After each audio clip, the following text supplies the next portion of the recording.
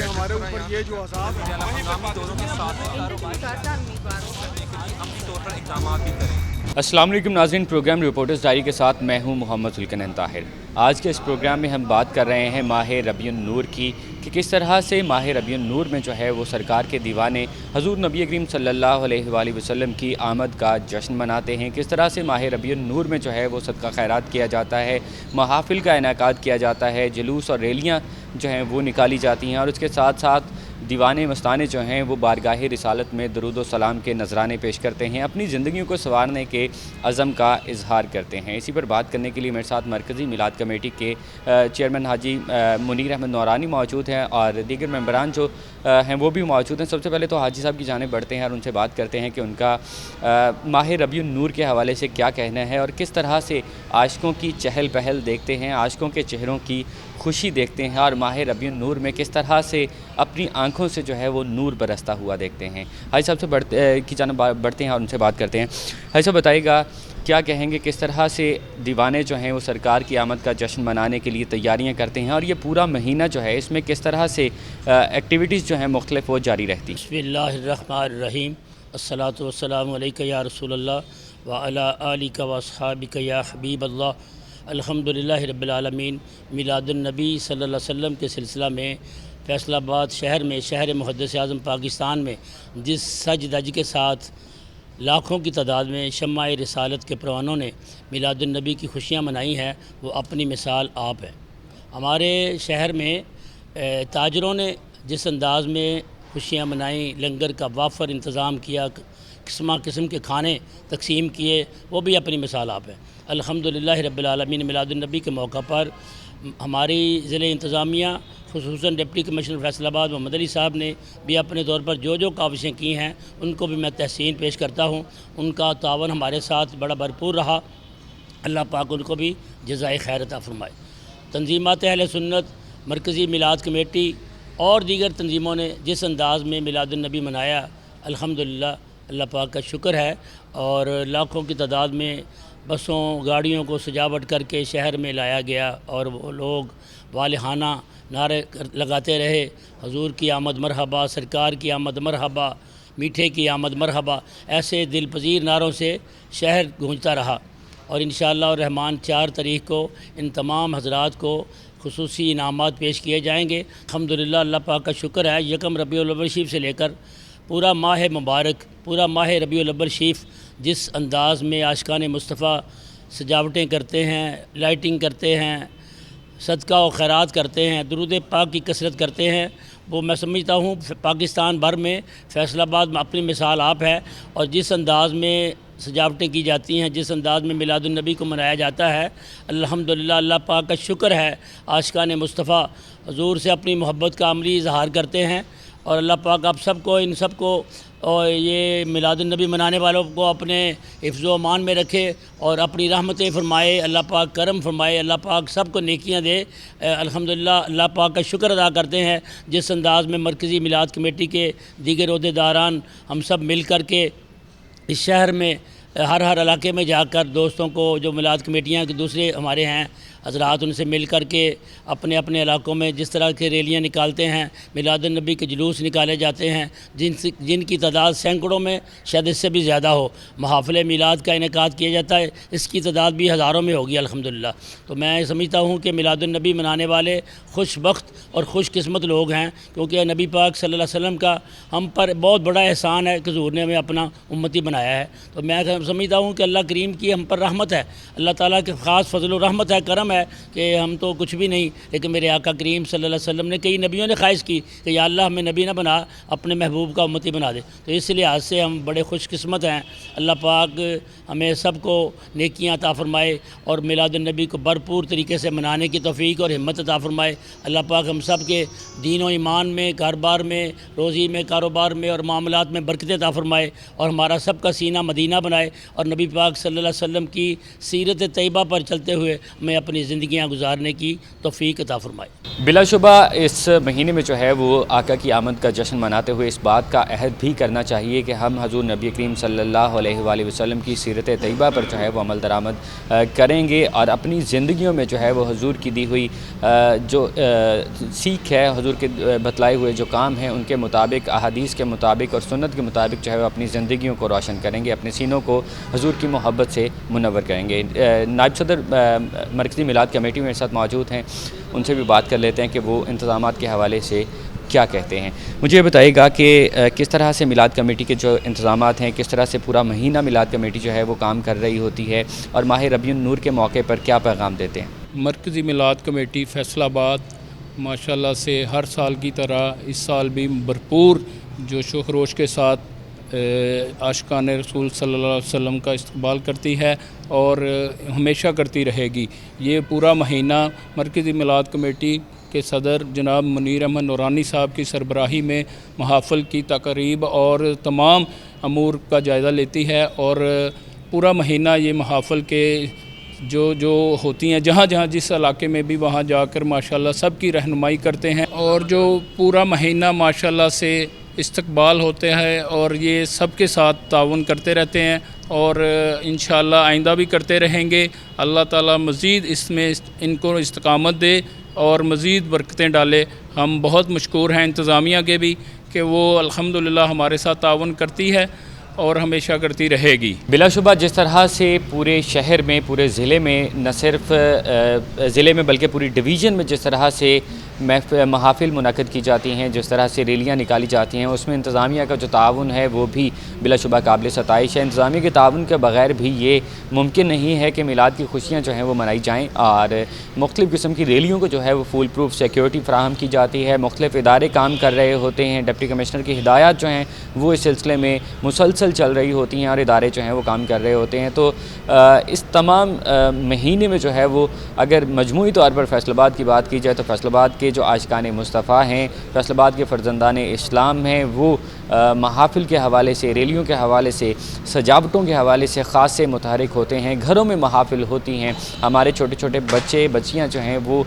گھروں میں اپنی اپنی محافل سجا کر بیٹھتے ہیں، ہر کوئی اپنی استطاعت کے مطابق، اپنی حیثیت کے مطابق، بلکہ اس سے بھی بڑھ کر جو ہے وہ حضور نبی کریم صلی اللہ علیہ وآلہ وسلم کی آمد کا جشن منا رہا ہوتا ہے۔ میلاد کمیٹی سے ہماری بات ہو چکی ہے، اب بڑھتے ہیں پروگرام کے اگلے حصے کی جانب اور دیگر علماء کرام جو ہیں ان سے بھی بات کرتے ہیں، ان سے ان کی رائے لیتے ہیں، اور ہمارے ساتھ اس میں ہماری اسلامی خواتین بہنیں بھی موجود ہوں گی، ان سے بھی بات کریں گے کہ وہ حضور نبی کریم صلی اللہ علیہ وآلہ وسلم کی حیات مبارکہ، سیرت طیبہ اور آپ کے جو ازدواجی امور تھے ان سے کیا سیکھتی ہیں اور کیا پیغام دیتی ہیں کہ ہماری آج کی ہماری معاشرے کی ماؤں کو، بہنوں کو، بیٹیوں کو کس طرح سے ازواج مطہرات سے اور حضور نبی کریم صلی اللہ علیہ وآلہ وسلم کی بتائے ہوئے جو کام ہیں ان سے سیکھ کر اپنی زندگیاں بہتر بنانے کا موقع ملتا ہے۔ ہمارے ساتھ رہیے گا۔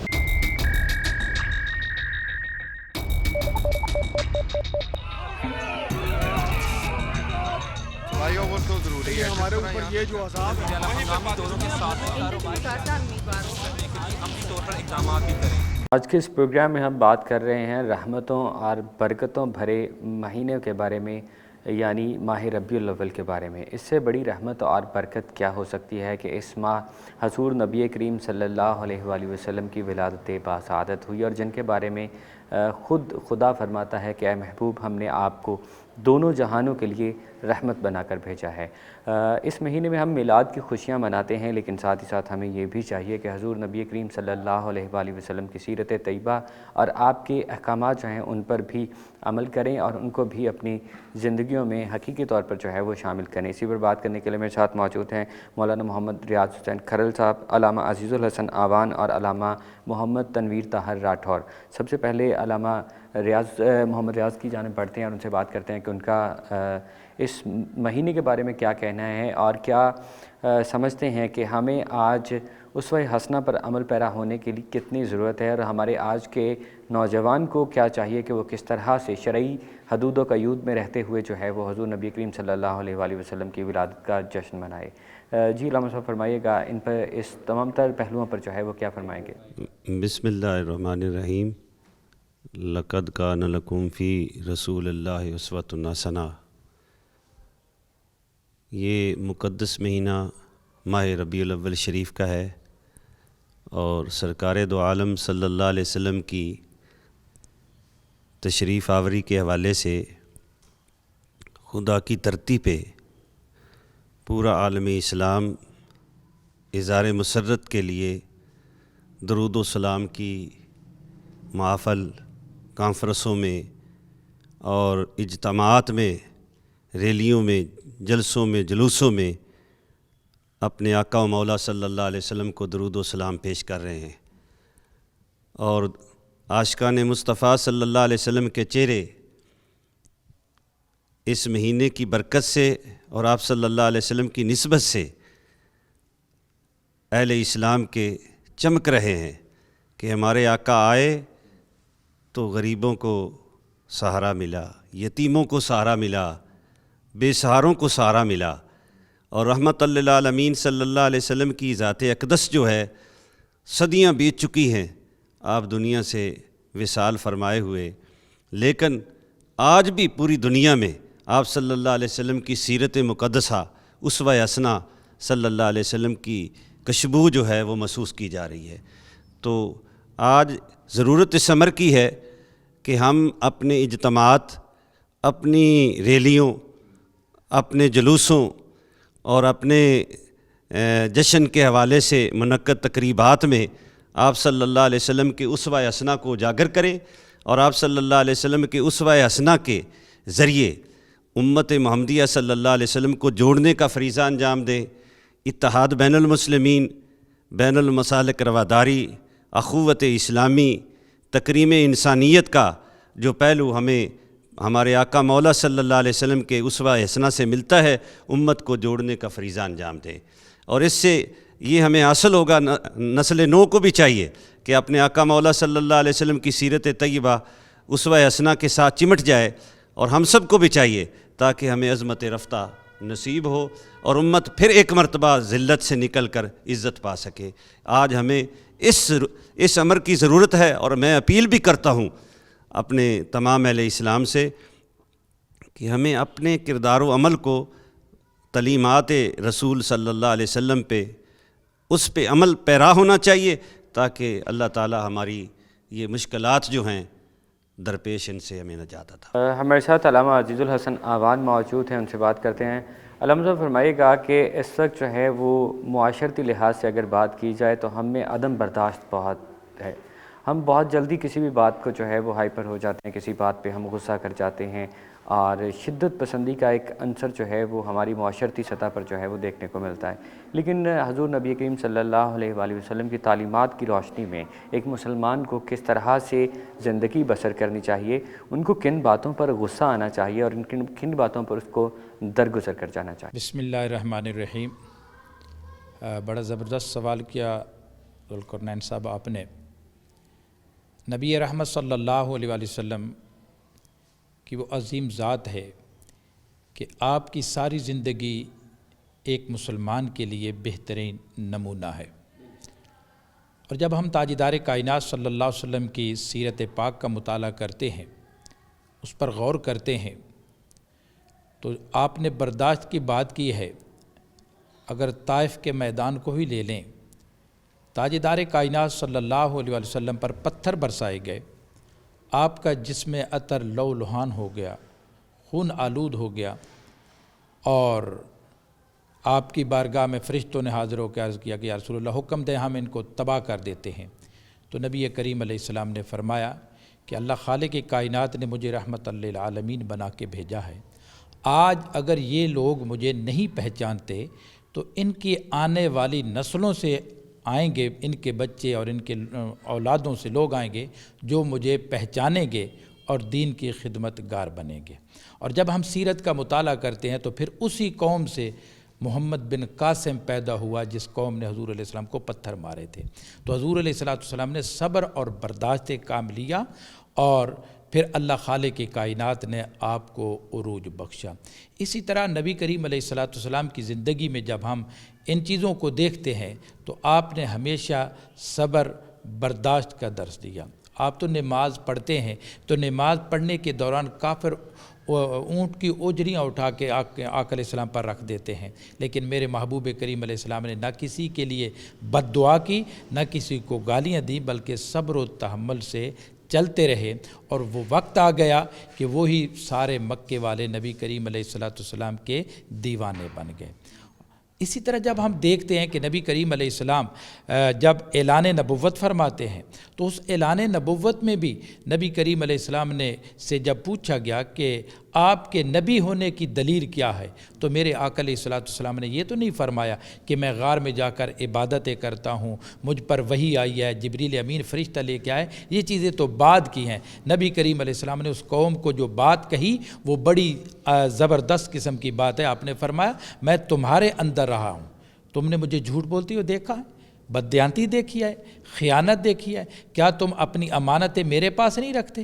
کیا تم میری زبان سے ہمیشہ سچ بولتا ہوا نہیں دیکھتے ہیں؟ کیا تم مجھے یہ اس طرح نہیں دیکھتے کہ میں لوگوں کے ساتھ تعاون کرتا ہوں، لوگوں سے بھلائی کرتا ہوں؟ معاشرے کے تمام معاملات کو دیکھ لیں، کوئی عیب نظر آتا ہے میرے اندر؟ تو وہ کہنے لگے نہیں ہے محمد صلی اللہ علیہ وسلم، آپ کے اندر اس طرح کا کوئی عیب نہیں ہے، نہ آپ جھوٹ بولتے ہیں، نہ آپ دغا کرتے ہیں، نہ آپ فراڈ کرتے ہیں، نہ آپ بددیانتی کرتے ہیں، تو آپ کو کوئی ایسی چیز آپ کے اندر نہیں ہے۔ تو تاجدار کائنات صلی اللہ علیہ وسلم نے فرمایا یہی میری نبوت کی دلیل ہے، یہی میری نبوت کی دلیل ہے۔ اور جب آقا علیہ السلام کی سیرت پاک کو دیکھیں تو اعلان نبوت جب آپ کو وحی ملی اور آپ گھر تشریف لاتے ہیں تو آقا علیہ السلام پریشان ہے، تو کائنات کے مومنوں کی ماں حضرت خدیجۃ الکبریٰ نے پوچھا، تو جب آقا علیہ السلام نے بتایا کہ میرے پاس فرشتہ آیا، تو حضرت خدیجۃ الکبریٰ نے بڑے پیارے الفاظ کہے کہ میرے آقا آپ گھبرائیے نہیں، اللہ آپ کو کبھی رسوا نہیں کرے گا، اس لیے کہ آپ ٹوٹے ہوئے دلوں کو جوڑتے ہیں، صلہ رحمی کرتے ہیں، آپ کمزوروں کا بوجھ اٹھاتے ہیں، جن لوگوں کو معاشرے میں لوگ جو ہیں وہ ناپسند کرتے ہیں آپ ان سے محبت کرتے ہیں، آپ غریبوں سے محبت کرتے ہیں، مسافروں سے محبت کرتے ہیں، آپ کمزوروں اور مہمانوں کی خدمت کرتے ہیں۔ تو میں اگر یہ کہوں کہ دین کے 10 حصے کیے جائیں تو 9 حصے حقوق العباد ہے، 1 حصہ حقوق اللہ ہے۔ یہ نبی کریم علیہ السلام کی سیرت سے ہمیں یہ چیزیں واضح ہوتی ہیں۔ بلا شبہ حقوق العباد سے کسی صورت بھی انکار نہیں کیا جا سکتا۔ میرے ساتھ علامہ محمد تنویر طاہر راٹھور موجود ہیں، ان سے بھی بات کر لیتے ہیں کہ وہ کیا کہتے ہیں۔ علامہ صاحب فرمائیے گا کہ آج ہمیں حقوق اللہ کے ساتھ ساتھ حقوق العباد پوری کرنے کی کتنی ضرورت ہے؟ ہم معاشرتی سطح پر دیکھیں تو بہت سی ہم خود حق تلفیاں کر جاتے ہیں، تو آج وقت ہے، آج ضرورت اس امر کی ہے کہ ہم حضور نبی کریم صلی اللہ علیہ وآلہ وسلم کا میلاد مناتے ہوئے، آپ کی سیرت طیبہ پر بات کرتے ہوئے ان باتوں کا بھی ذکر ضرور کریں کہ ہمیں اپنی زندگیوں میں کیا بدلاؤ لانے کی ضرورت۔ بسم اللہ الرحمن الرحیم، قل بفضل اللہ وبرحمتہ فبذلک فلیفرحوا۔ جیسا کہ بجل القرنین صاحب نے سوال پوچھا، اور یقیناً یہ وقت کی ضرورت ہے، نبی رحمت صلی اللہ علیہ وبارک وسلم کی ساری حیات مبارکہ ہم جتنے بھی جلوس نکال لیں، جتنے بھی محافل کر لیں، جتنے بھی دیگر پروگرامز کر لیں، جب تک نبی رحمت صلی اللہ علیہ وبارک وسلم کی تعلیمات پہ عمل نہیں کریں گے تب تک ہمارا وہ اصل مشن جو ہے وہ مکمل نہیں ہوتا، کیونکہ عمل سے زندگی بنتی ہے، جنت بھی جہنم بھی، یہ خاکی اپنی فطرت میں نہ نوری ہے نہ ناری ہے۔ تو اس وقت ضرورت اس امر کی ہے، جو حالات ہیں اور جو وقت کا تقاضا ہے کہ آج اس گئے گزرے دور میں جہاں پر لوگ دین سے دور ہوتے جا رہے ہیں، جہاں پر لوگ سنت مصطفی سے دور ہوتے جا رہے ہیں، جہاں پر نبی رحمت صلی اللہ علیہ وبارک وسلم کی تعلیمات پر عمل کرنے کی ضرورت ہے، آج ہم اتنے دین سے دور ہو چکے، اور ہمارے معاشرے کے اندر دین سے دوری کا یہ عالم ہے کہ آج ہمارے اندر عدم برداشت، ہمارے اندر کسی کے ساتھ جو ہمارے ایک اچھا رویہ ایک مسلمان کا ہونا چاہیے، ایک مسلمان کے ساتھ ہمارے وہ رویے ختم ہو چکے، وہ ہمدردیاں ختم ہو چکی ہیں، وہ ساری چیزیں ہم نے سب کو پیچھے رکھ دیا، جس کی وجہ سے آج مسلمان ذو حالی کا شکار ہوتا جا رہا ہے۔ تو اگر مصطفیٰ کی تعلیمات پہ عمل کریں گے اور ان چیزوں پر عمل کی ضرورت ہے تو یقیناً مسلمانوں کو اللہ تعالیٰ پھر ترقی اور اللہ تعالیٰ پھر کامیابی عطا فرمائے گا۔ علماء کرام سے ہماری بات ہوئی حضور نبی کریم صلی اللہ علیہ وآلہ وسلم وسلم کی سیرت طیبہ اور اسوہ حسنہ پر بات کی گئی. ابھی ہماری جو معلمہ بہنیں ہیں وہ اس حوالے سے کیا کہتے ہیں؟ حضور نبی کریم صلی اللہ علیہ وآلہ وسلم کی ازدواجی زندگی سے ہمیں کیا کچھ سیکھنے کا موقع ملتا ہے. پروگرام کے دوسرے حصے میں بڑھتے ہیں اور آپ کو دکھاتے ہیں.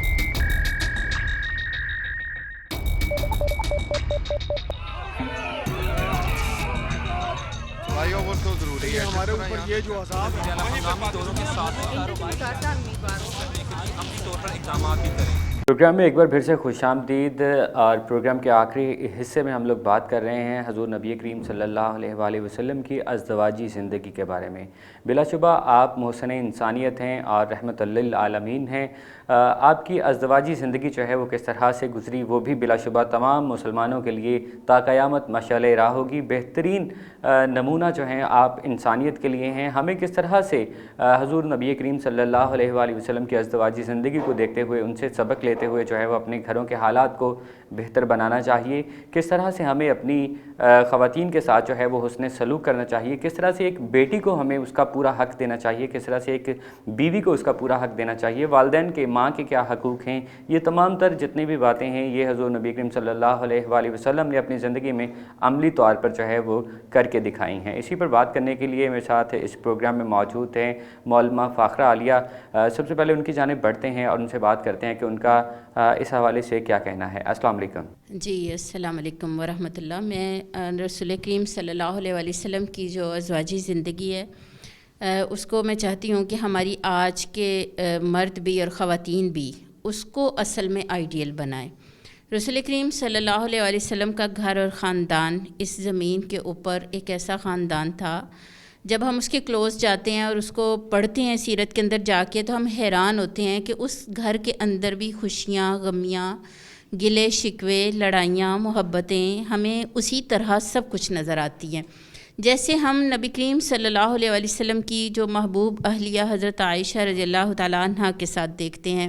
اور ہم دیکھتے ہیں کہ نبی کریم صلی اللہ علیہ وسلم کے ساتھ وہ کسی بات پہ ان کی نوک جھونک ہو رہی ہے. آپ دیکھیں اللہ کے رسول اس کائنات کے سربراہ اللہ کے محبوب رسول مگر ان کی اپنی جو اہلیہ تھیں ان کے ساتھ جو آپ صلی اللہ علیہ وسلم کی محبت اور ذہن میں رہے کہ حضرت عائشہ نوجوان تھیں اور کنواری آپ صلی اللہ علیہ وسلم کے عقد میں آئی تھیں جبکہ باقی تمام جو بیویاں تھیں وہ آلریڈی میرڈ تھیں اور پھر بعد میں نبی صلی اللہ علیہ وآلہ وسلم کے عقد میں آئیں. حضرت عائشہ رضی اللہ تعالیٰ عنہ کی جو ایک فطری ڈیمانڈ ان کے ساتھ ہنسنا کھیلنا ان کی جو ایک فطری محبت اور رغبت کا جو شوق تھا رسول کریم صلی اللہ علیہ وآلہ وسلم بہترین اس کو پورا کرتے ہیں. اور آپ دیکھتے ہیں کہ لڑائی ہو رہی ہے کسی بات پہ اور حضرت عائشہ رضی اللہ تعالیٰ عنہ جواب دے رہی ہیں تو آپ دیکھیں کہ حضرت ابو بکر صدیق رضی اللہ تعالیٰ عنہ اسی ٹائم آ جاتے ہیں اور وہ دیکھتے ہیں کہ لڑائی ہو رہی ہے اور بس اٹھتے ہیں کہ لگا ہی دیں کہ وہ آپ کو پتہ ہے حضرت ابو بکر صدیق نبی صلی اللہ علیہ وسلم کے لیے یار غار اور جان مال اور تن دھن ہر چیز قربان کر دینے والے سب سے پہلے رغبت کرنے والے تو نبی کریم صلی اللہ علیہ وسلم کی تصدیق کرنے والے مگر وہ جب دیکھا کہ اس طرح سے ہو رہی ہیں تو مارنے کے لیے بھاگے مگر نبی کریم صلی اللہ علیہ وسلم خود آگے اور حضرت عائشہ کو بچایا اور ان کی تسلی دلائی ان کو ٹھنڈا کیا. حضرت ابو بکر چلے گئے. جب وہ چلے گئے تو رسول کریم صلی اللہ علیہ وآلہ وسلم نے حضرت عائشہ کی طرف پیار سے دیکھا اور کہا کیسا بچایا میں نے تمہیں. اتنا مجھے یہ خوبصورت انداز لگتا ہے حضرت ابو بکر کا ایک والد کے طور پر اور رسول کریم صلی اللہ علیہ وآلہ وسلم کا ایک شوہر کے طور پر. اور پھر آپ دیکھیں کہ چلے گئے حضرت ابو بکر تھوڑی دیر کے بعد پھر جیسے بے چینی تھی کہ کیا ہوا اور پھر دوبارہ آئے تو اب آ کے دیکھا کہ حضرت عائشہ رضی اللہ تعالیٰ عنہ اور رسول کریم صلی اللہ علیہ وآلہ وسلم دونوں اکٹھے بیٹھے ہیں اور ہنس بول رہے ہیں. تو اندر آئے اور ہنس کے کہا کہ یا رسول اللہ صلی اللہ علیہ وآلہ وسلم جیسے مجھے لڑائی میں شریک کیا اب اس صلح میں بھی مجھے شریک کریں. تو آپ صلی اللہ علیہ وسلم حضرت خدیجہ رضی اللہ تعالیٰ عنہ کے ساتھ اکٹھے کھاتے تھے ایک پلیٹ میں. ایک جس مگ میں جس کپ سے حضرت عائشہ پانی پیتی تھیں جس جگہ اپنے ہونٹ لگاتی تھیں رسول کریم صلی اللہ علیہ وآلہ وسلم محبت کے اظہار کے طور پر وہیں سے ہونٹ لگا کے پیتے تھے. یعنی عورت کی جو ایک طلب ہے کہ اس کا شوہر اس کو توجہ دے حالانکہ اس قدر ذمہ داریاں اور ایسا ٹف ٹائم ہے جو مدینہ کے اندر ہم دیکھتے ہیں کہ باہر ہر طرف سے وہ قبائل کا حملہ ہے اور وہ سب کچھ ہے، مگر آپ صلی اللہ علیہ وسلم کا جو کردار اپنے گھر میں ہے نا وہ بھرپور نظر آتا ہے۔ حیثیت انسان ہمیں جتنے بھی ضروریات ہوتی ہیں یا جتنا بھی بشریت کا تقاضا ہے، وہ تمام تر تقاضے اور تمام تر ضروریات اور اس حوالے سے جتنی بھی چیزیں زندگی میں ہمیں پیش آ سکتی ہیں، وہ تمام تر چیزیں جو ہیں وہ حضور نبی کریم صلی اللہ علیہ وآلہ وسلم نے جو ہے وہ عملی طور پر کر کے دکھائیں اور ہمیں یہ بتایا کہ کس طرح سے اپنی خواتین کے ساتھ جو ہے وہ زندگی گزارنی ہے، بیٹی کو کیا حقوق دینے ہیں، اپنی بیوی کو کیا حقوق دینے ہیں، والدہ کو کیا حقوق دینے ہیں۔ بہترین معاشرہ جو ہے وہ حضور نبی کریم صلی اللہ علیہ وآلہ وسلم کی تعلیمات کے مطابق جو ہے وہ تشکیل پا سکتا ہے۔ میرے ساتھ معلمہ آسمہ طارق موجود ہیں، ان سے بھی بات کرتے ہیں کہ ان کا کیا کہنا ہے۔ میری بہن مجھے بتائیے گا کہ کیا سمجھتی ہیں کہ ہماری آج کی خاتون کو، ہماری آج کی بیوی کو، ہماری آج کی بیٹی کو کس طرح سے ازواج مطہرات سے یا حضور نبی کریم صلی اللہ علیہ وآلہ وسلم کی جو سیرت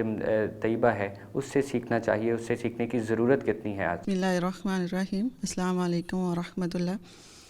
میرے خیال میں ہمارے لیے اور آج کی عورت کے لیے سب سے زیادہ رول ماڈل تو بے شک تمام ازواج مطہرات اور نبی پاک کا پورا خاندان ہی ہے،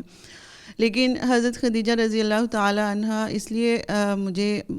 پرسنلی ان کا جو پورا کردار ہے پیارے نبی کی زندگی میں وہ بہت پسند ہے، کیونکہ وہ ایک پہلا ایسا خاندان ہے جو نبی کریم صلی اللہ علیہ وسلم کا بھی خاندان ہے، اور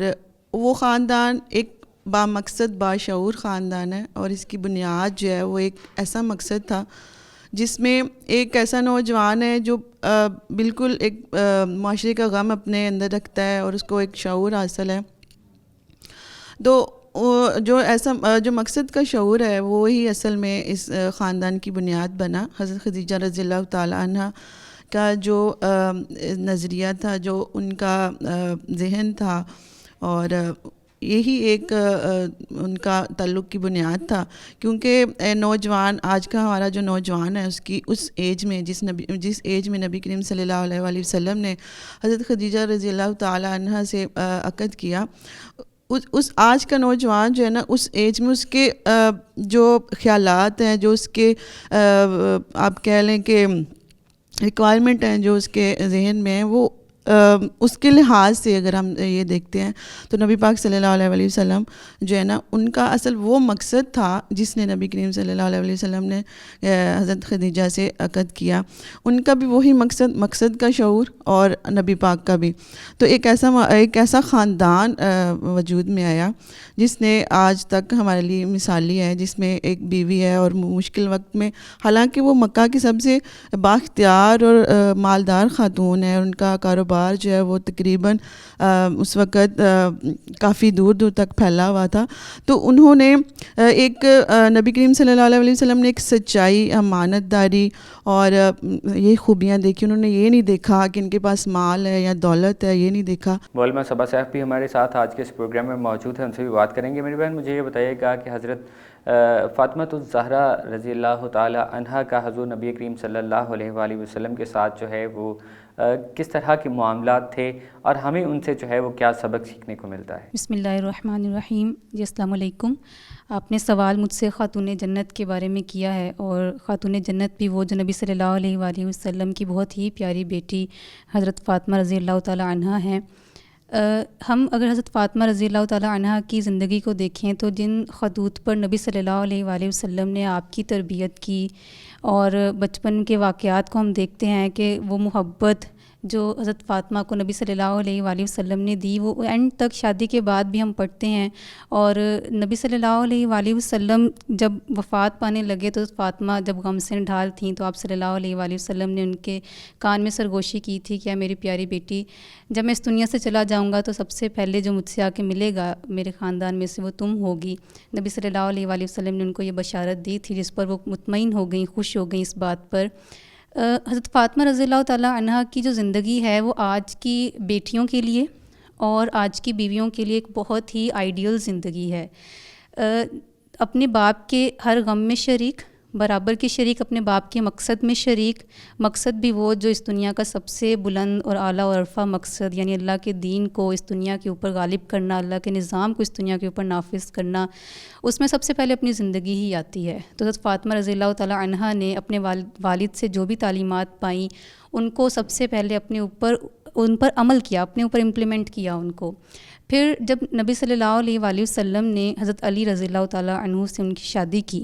تو آپ صلی اللہ علیہ وآلہ وسلم نے فاطمہ سے پوچھا تھا، اور حضرت فاطمہ نے اپنا جواب نبی صلی اللہ علیہ وآلہ وسلم کو دیا تھا، شریعت میں اس چیز کی اجازت ہے۔ تو وہاں پہ باپ کا پوچھنا بھی ہمارے لیے ایک رہنمائی ہے، اور بیٹی کا جواب بھی ہمارے لیے رہنمائی ہے۔ یعنی بیٹی انہوں نے کوئی اس طرح کا اظہار نہیں کیا کہ یہ کہاں کرا رہے ہیں، وہ تو مالی لحاظ سے ایسا ہے، اور یہ کوئی اس طرح کا اعتراض جو ہے وہ نہیں حضرت فاطمہ رضی اللہ تعالیٰ عنہا نے دیا۔ پھر اگر شادی کے بعد آپ صلی اللہ علیہ وآلہ وسلم کا تعلق اپنی بیٹی کی تربیت جو ہے نا وہ شادی سے پہلے تک کی نہیں ہوتی، شادی کے بعد بھی ایک والد کا کردار، ایک والدہ کا کردار اپنی بیٹی کی تربیت کے حوالے سے اتنا ہی رہتا ہے جتنا شادی سے پہلے رہتا ہے۔ ہمیں اس میں 2 واقعات بہت رہنما واقعات ملتے ہیں کہ ایک دفعہ نبی صلی اللہ علیہ وآلہ وسلم ان کے گھر گئے حضرت علی رضی اللہ تعالیٰ عنہ اور حضرت فاطمہ رضی اللہ تعالیٰ عنہا کے، اور پوچھا کہ تہجد پڑھی ہے کہ نہیں پڑھی۔ یعنی جس طرح شادی سے پہلے فکر تھی اپنی بیٹی کی نماز، اپنی بیٹی کی عبادات کی، اسی طریقے سے شادی کے بعد بھی رہی۔ پھر ایک وہ واقعہ بھی رہنما ہے ہمارے لیے کہ ایک دفعہ حضرت فاطمہ رضی اللہ تعالیٰ عنہا نبی صلی اللہ علیہ وآلہ وسلم کے پاس آئیں اور آپ سے غلام کا سوال کیا گھر کے کام کاج میں مدد کے لیے۔ تو آپ صلی اللہ علیہ وآلہ وسلم نے ان کو ایک غلام نہیں دیا فوراً سے، بلکہ ان کو جو رہنمائی دی وہ خود کام کرنے کی ہی دی، مگر کام میں آسانی اور کام میں مدد کے لیے نبی صلی اللہ علیہ وآلہ وسلم نے ان کو کچھ تسبیحات سکھائیں جو آج تسبیحات فاطمہ کے نام سے مشہور ہیں کہ میری بیٹی تم 33 مرتبہ سبحان اللہ، 33 مرتبہ الحمدللہ، 33 مرتبہ اللہ اکبر، اور 2 روایات ہیں اس سلسلے میں۔ ایک روایت میں ہے کہ آخری دفعہ جو ہے وہ کلمہ پڑھ لیں، اور ایک روایت۔ میری بہن آپ سب کے وقت کا بہت شکریہ۔ حضور نبی کریم صلی اللہ علیہ وآلہ وسلم کی ازدواجی زندگی کیسی تھی اس پر بات کی گئی۔ آپ بحیثیت والد جو ہیں وہ اپنی بیٹی سے کس طرح سے محبت کرتے تھے، آپ کی بیٹی جو ہیں وہ کس طرح سے اپنے والد کی جو ہے وہ تابعداری اور فرما برداری کرتی تھیں۔ یہ تمام تر چیزیں ایسی ہیں اگر ان کو اپنی زندگیوں میں ہم لوگ شامل کر لیں تو پھر بلا شبہ ہماری زندگیاں جو ہیں وہ بہت بہتر ہو سکتی ہیں۔ یہاں پر میں یہ ضرور کہنا چاہوں گا کہ عید میلاد النبی صلی اللہ علیہ وآلہ وسلم کے موقع پر جو ہے وہ ہمیں صرف اور صرف آپ کی ولادت باسعادت کی خوشیاں ہی نہیں منانی، بلکہ ہمیں آپ کی تعلیمات پر، آپ کی سیرت طیبہ پر بھی جو ہے وہ عمل کرنا ہے۔ حضور نبی کریم صلی اللہ علیہ وآلہ وسلم نے پوری زندگی جو ہے وہ ایک بہترین مثال پیش کی ہے، ان کی حیات مبارکہ جو ہے وہ بہترین مثال ہے۔ ہمیں زندگی کے کسی بھی پہلو پر، کسی بھی کام میں جو ہے وہ حضور نبی کریم صلی اللہ علیہ وآلہ وسلم کی سیرت مطہرہ سے جو ہے وہ رہنمائی مل سکتی ہے۔ اسی دعا کے ساتھ کہ ہم حضور نبی کریم صلی اللہ علیہ وآلہ وسلم کی تعلیمات پر عمل کریں گے اور سب سے پہلے اپنے گھر والوں کی اور پھر اپنے معاشرے کی اصلاح کی کوشش کریں گے۔ اسی کے ساتھ پروگرام رپورٹرز ڈائری سے اپنے میزبان محمد ذوالکنین طاہر کو دیجیے اجازت۔ اللہ حافظ ناصر۔